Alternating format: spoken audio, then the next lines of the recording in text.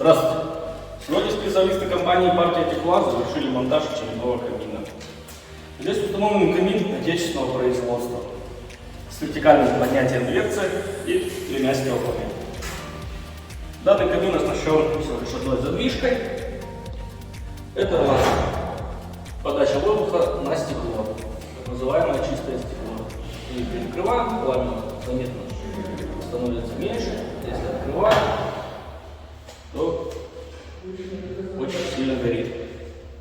Сделали вот такие полочки по просьбе заказчика, что снизу, что сверху, и камин как будто бы летает.